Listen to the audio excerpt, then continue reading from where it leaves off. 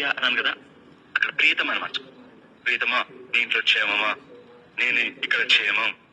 ప్రియతమా నీ వచట కుశలమా, నీ నిజట కుశలమే.